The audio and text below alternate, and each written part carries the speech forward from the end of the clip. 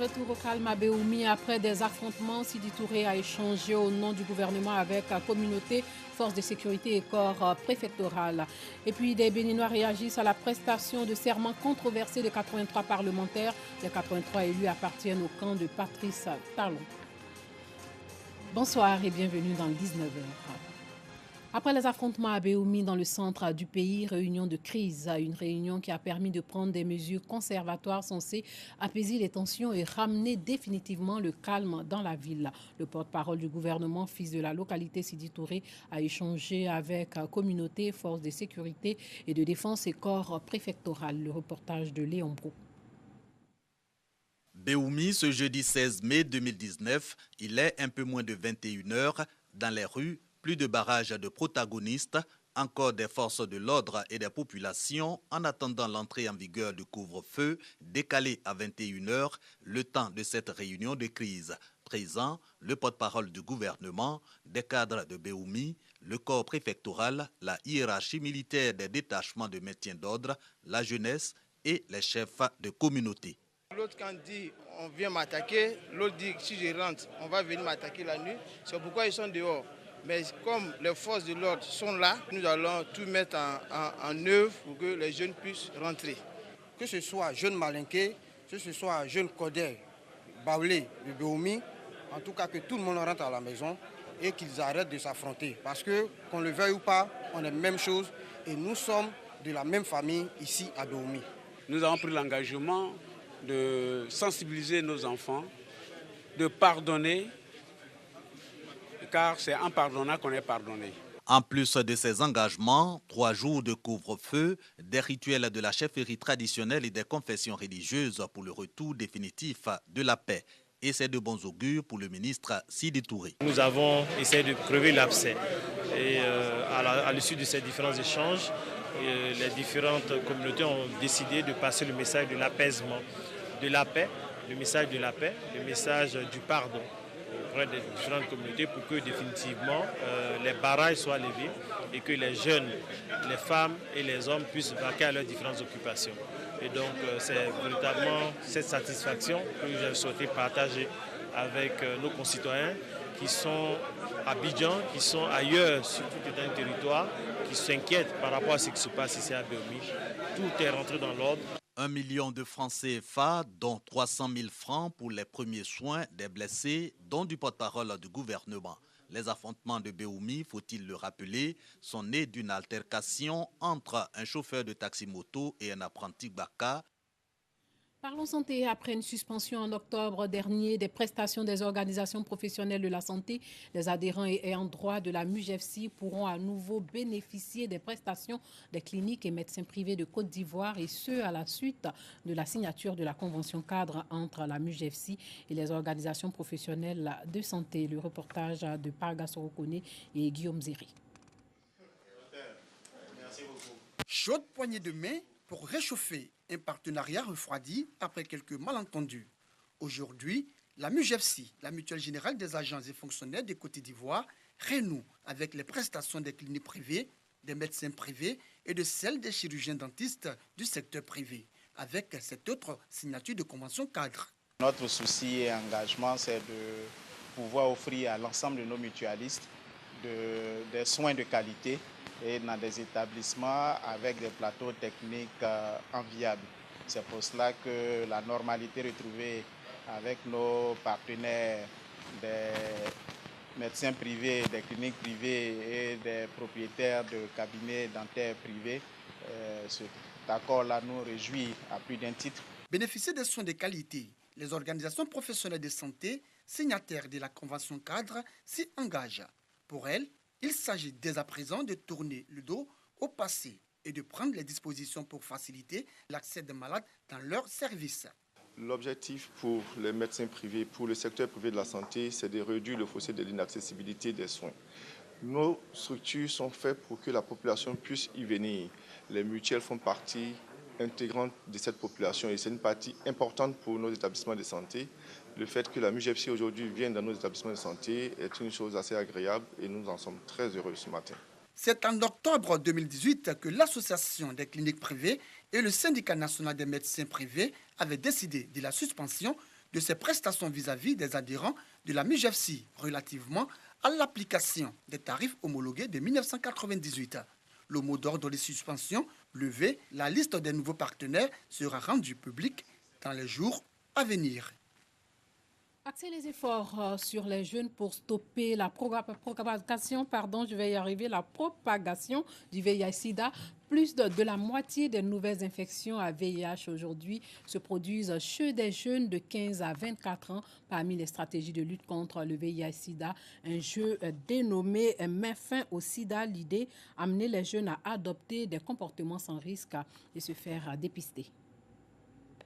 Voici le numéro gagnant de la campagne de dépistage « Mets fin au Sida ». Sur les 35 000 jeunes qui ont pris part à cette campagne de dépistage, c'est ce numéro qui a été tiré au sort. Le gagnant repart avec la somme de 5 millions de francs CFA. Ce jeu pour inciter un grand nombre de jeunes à se faire dépister. Nous avons atteint notre objectif, nous avons pu parler du VIH et je pense qu'à partir d'aujourd'hui, le VIH n'est plus un sujet tabou. On peut le parler partout en Côte d'Ivoire. Maintenant, il va falloir que tous les Ivoiriens et que tout le monde ait comme habitude de faire son texte régulièrement. En Côte d'Ivoire, le taux de prévalence du sida tourne autour de 2,7% selon l'Organisation mondiale de la santé. Selon la même institution, 9,7 millions de personnes ne connaissent pas encore leur statut sérologique. Un véritable obstacle à la lutte contre cette maladie. D'où l'implication de plusieurs artistes dans cette campagne de dépistage initiée par YouReport, dont l'artiste Nash, pour qui le gros défi reste le dépistage des personnes vivantes avec le VIH non encore identifiées. Je suis jeune, je suis un être humain, je fais partie du pays. Donc ça me concerne aussi le message. C'est important pour savoir exactement si on ne fait pas la maladie ou on fait la maladie. D'où l'importance de faire le test. Aujourd'hui, je pense qu'il y a des gens, il y a des structures qui s'occupent des personnes malades. Donc, il ne faut pas attendre, c'est pour toi mettre ton propre bien. Démarrée en février dernier, cette campagne de dépistage a sillonné plusieurs villes de l'intérieur du pays, notamment Yamoussoukro, Bouaké, Daloa, Man, San Pedro et Korogo. YouReport est un outil de communication qui utilise les réseaux sociaux pour renforcer les échanges entre les jeunes et alerter les décideurs sur les difficultés auxquelles ils sont confrontés. De VIH-Sida, parlons-en encore. Panique dans un village du Pakistan après une flambée de VIH. Dans ce village, des parents attendent avec inquiétude que leurs enfants passent un test de dépistage du VIH. La raison, des centaines de personnes de la région ont récemment été testées positives, vraisemblablement à la suite de l'usage répété par un médecin d'une seringue contaminée. Ce médecin a-t-il provoqué une flambée de VIH dans un village du Pakistan? Des familles se pressent dans ce centre d'analyse. Des centaines de personnes de la région ont récemment été testées positives. L'usage répété par un médecin d'une seringue contaminée pourrait être en cause. J'ai été bouleversée en l'apprenant. J'ai d'autres enfants. Les gens disent qu'elle ne pourra pas être mariée. Que quand elle grandira, la maladie se transmettra à d'autres enfants. J'ai 5 autres enfants. Je ne sais vraiment pas ce que je dois faire. J'ai fait tester ma fille à l'hôpital de Lakana. Ils ont confirmé qu'elle est séropositive. Ça pourrait être contagieux pour tous mes enfants. Mon mari et moi-même sommes séronégatifs, mais ma fille a le virus de sida. Retour en Côte d'Ivoire pour parler développement. Dans 8 mois, l'abattoir de la ville de Man, dans l'ouest du pays, sera livré aux populations. Ajoutez à cela le grand marché et d'autres infrastructures scolaires, sanitaires et routières entièrement rénovées à près de 35 millions de francs CFA. Doigt des Lasers revient sur les grands chantiers du maire de Man. Ramassage d'ordures, construction du grand marché et de l'abattoir moderne de Man. Entre autres, des actions entamées par le nouveau magistrat de la commune. Aboubakar Fofana entend faire de la ville de Man la vitrine de la propriété et du tourisme de la région du Tonkoui à travers la réalisation des projets de développement socio-économique, culturel et touristique. En 100 jours d'exercice, plus de 35 millions de francs CFA ont été investis dans des infrastructures socio-économiques. Nous avons aussi lancé le projet du hangar, du 3e hangar du marché de Libreville. la construction d'une école primaire à Kennedy. Et cette école sera livrée pour la prochaine rentrée scolaire. On a recruté des jeunes de Mans qui sont en train donc de numériser, donc d'informatiser l'état civil. Il y a plus de 4000 registres à saisir. Notre ambition, c'est qu'une personne qui vient à la mairie, dans les 30 minutes qui suivent, puisse repartir avec le document demandé. Ensuite, nous avons lancé l'opération Mans Ville Propre. Nous avons touché presque tous les secteurs. Aboubakar Fofana a été élu par la population au scrutin municipal du 13 octobre 2018. Pour celle-ci, il devra honorer ses engagements politiques et ses promesses de campagne, celle de faire de Mans une ville où il fait bon vivre. Et avant de battre sa campagne, on lui a dit de nous faire le marché, un joli marché, un marché choco. Et il a commencé. Et je suis d'accord. Depuis longtemps, moi je connais l'abattoir. C'est maintenant ils sont en train d'arranger, sinon l'abattoir n'est jamais propre. Notre souhait est que l'abattoir soit bien arrangé, tout soit propre, pour que la viande qui va sur le marché soit aussi propre. Que le maire aussi pense aussi à nous, qui sommes à côté là, qui nettoient les pots là. Parce que c'est de ça aussi, nous aussi, on se nourrit. Il reste encore beaucoup à faire, surtout au niveau de la salubrité dans notre ville et de l'anarchie persistante du fait de la crise. En dehors de ça, je crois qu'il réalise quand même un bon parcours. La ville de Mans est en perte de vitesse pour son développement depuis plusieurs années. Les infrastructures routières n'existent que de nom dans cette cité touristique. En sport, football, la Côte d'Ivoire a battu hier le Mali 2-1 lors des demi-finales de la Coupe de l'UEFOA Dames. La finale de la deuxième édition de la Coupe UFOA Dames se jouera donc demain entre la Côte d'Ivoire et le Nigeria au stade Champrou de Marcory. Les équipes féminines de football ont éliminé respectivement hier le Mali et le Ghana. Match plutôt difficile pour les éléphantes qui ont frôlé le pire puisque menées à la mi-temps par les Maliennes 1-0. Un but signé Bassira Touré. Le salut des protégés de Clémentine Touré va venir d'une des baroudeuses de la sélection, Coco Ange Nguessan. Elle frappe là où ça fait mal. 1-1 à la 75e minute. Puis 6 minutes plus tard, Diakité Mariam offre aux éléphantes le ticket de la finale. Emmanuelle Jessica a été désignée meilleure joueuse de la rencontre pour le travail inlassable opéré dans le milieu de terrain. La Côte d'Ivoire peut donc rêver d'un sacre le samedi 18 mai au stade Robert Champrou devant un public désormais confiant. Et c'est demain, l'affiche de la finale de la Coupe UFOA Dames se déroule comme suit. Mali-Ghana, match de classement 15h au stade Champrou de Marcory. La Côte d'Ivoire et le Nigeria jouent la finale à 17h30, toujours au stade Champrou de Marcory.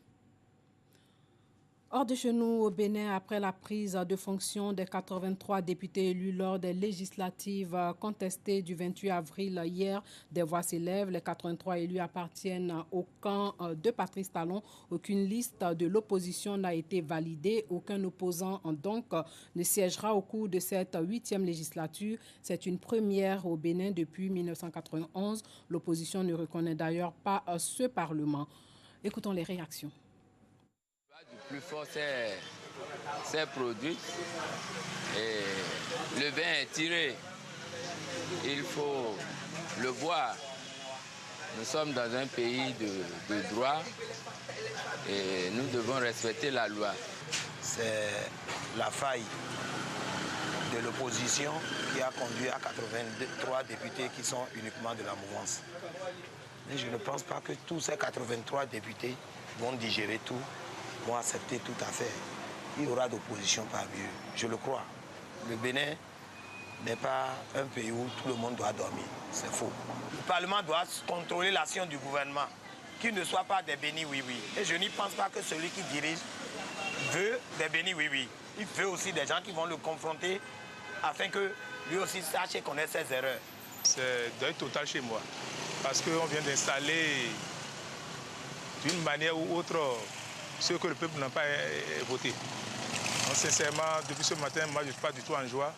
C'est le deuil total. Je pense que c'est la mort de la démocratie qui est installée comme ça. Bamako, la capitale malienne, frappée par des inondations qui ont fait 15 morts et fait de nombreux dégâts matériels. Au moins 15 personnes, dont des enfants, ont trouvé la mort dans l'effondrement de maisons suite à des inondations causées par des pluies diluviennes qui se sont abattues sur Bamako durant toute la nuit de mercredi et une partie de la matinée de jeudi. Plusieurs quartiers de la rive droite du fleuve Niger ont été inondés dans la capitale malienne. Ces inondations, selon la Compagnie nationale d'électricité, ont également causé des perturbations dans la fourniture d'électricité dans de nombreux quartiers de la capitale malienne. L'occupation anarchique des espaces de dégagement figure parmi les facteurs aggravants les inondations auxquelles fait face les populations en cas de grosses pluies, selon le directeur de la cellule de suivi de la politique nationale de la ville. Cependant, pour certains habitants, les quartiers inondés symbolisent une urbanisation sauvage. Des équipes de recherche et de sauvetage sont d'ores et déjà sur le terrain pour porter secours aux populations en détresse dans de nombreux quartiers submergés. Le gouvernement exhorte les populations à observer les mesures de prudence. Le Mali connaît souvent des inondations meurtrières dues à de fortes pluies. Ces inondations résultent notamment de mauvais état de maisons, souvent bâties dans le lit de marigot, selon des spécialistes. Voilà, c'est tout pour ce soir. Portez-vous bien.